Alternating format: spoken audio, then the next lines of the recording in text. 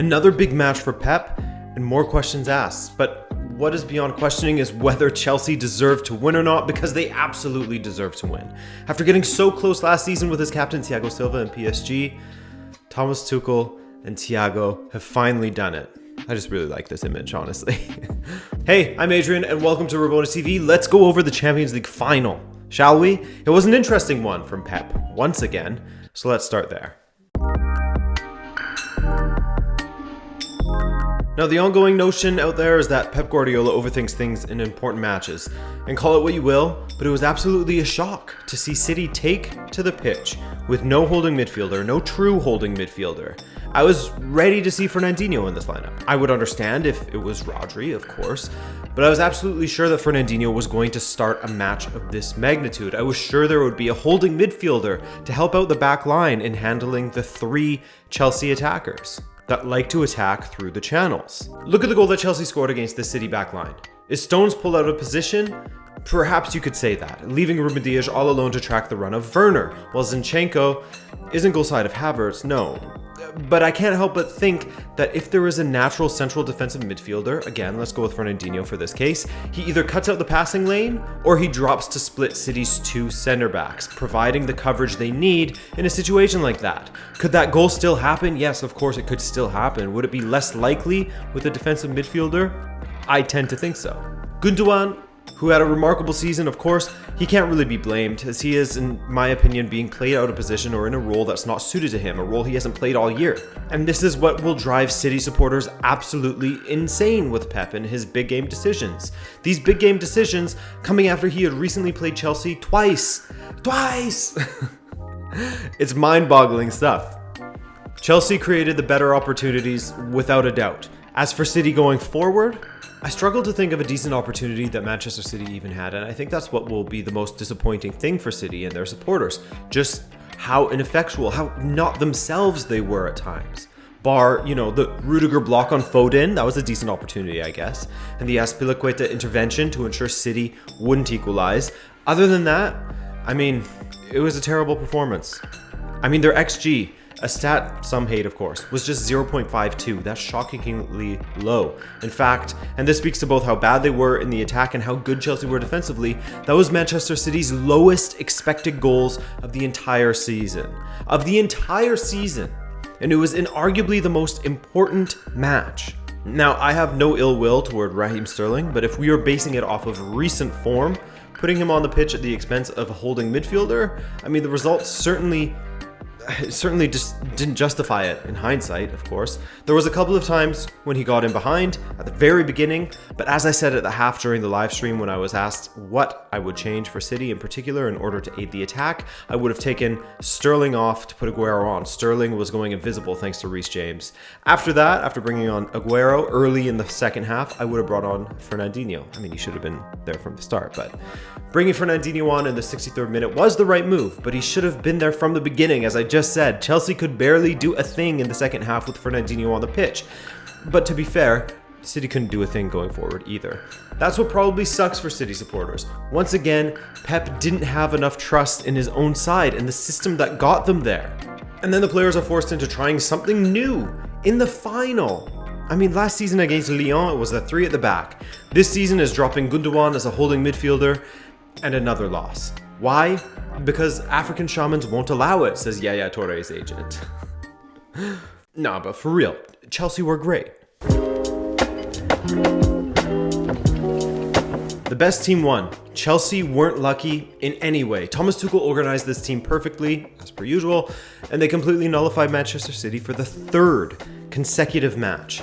Tuchel has a knack for beating Guardiola at this point, and yet again he was able to pull it off. One of those times where you could say that Tuchel lives in Pep's head rent-free, and it would be completely justified to say so. Now, as my man Miz said in the Champions League review, there would be some sort of anger, some sort of pain from last season's Champions League final, and knowing that he shared that with Thiago Silva as well, they're going to try and right the wrong from last season. And I feel every team, every individual somewhat needs to lose first. So City, it's the first time they made it to the final, and I've said it all along. You got to lose one before you gain one.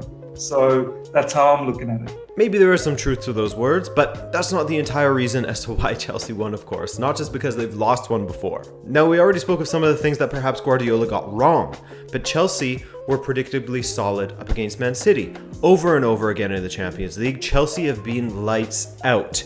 Bar, that goal from Mehdi Taremi for Porto. Thanks in part to their incredible back line and to Edouard Mendy in goal. Mendy barely had to face a shot. He had to make one save in this game. That's it. And that's thanks to the defense in front of him.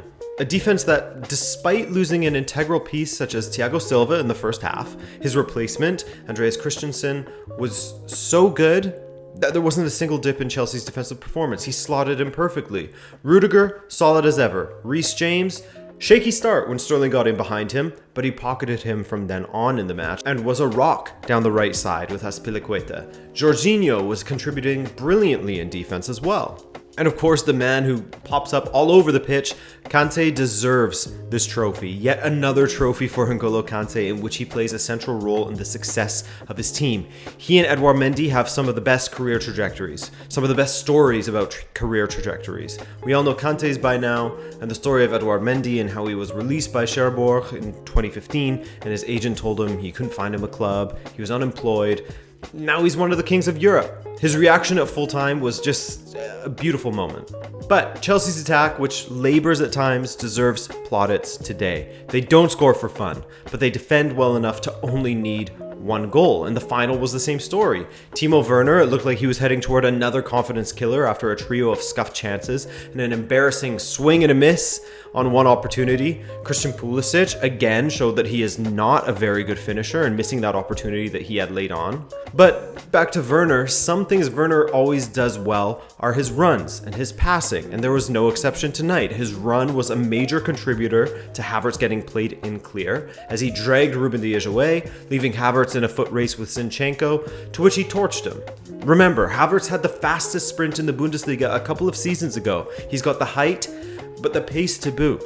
And Havertz himself was fantastic on the day as he scored his first Champions League goal ever in the final. A good time to do so, and he looked silky smooth on the ball. I read a comment of someone calling him the German Berbatov with the way he plays, which is not a 100% match, of course, given the pace Havertz can play at. Berbatov was basically walking around the pitch with a cigarette, skinning people, but I can see why someone would draw the parallel. And Mount, the man who played the incredible ball and then channeled his inner Drogba with the trophy celebrations. Again, it was a great, organized display from Tuchel and Chelsea. It was a team that was comfortable with the system that their coach has them playing, a system they can play with their eyes closed, pretty much. And look what happened when they came up against a team that clearly wasn't comfortable with the system that they were playing. They looked nothing like themselves. That's the main takeaway that I get from this one. Tuchel gets his just dues from keeping it simple for his team, not changing anything last minute and playing to their strengths, not doing awkward gymnastics at the last moment to put his own team on the back foot in an attempt to catch his opponent off guard somehow. So, congratulations to Tuchel, Chelsea, and all the Chelsea supporters out there. A deserved victory, and I'll be watching Chelsea very closely next season. But hey guys, that brings a close to the 2020-21 season, and thus our coverage of it. Thanks again to all of you for coming through the channel this season, all the new people who joined our community, all the OGs. Your support is very much appreciated. And now, Euro 2020 coverage. Let's go. Ciao.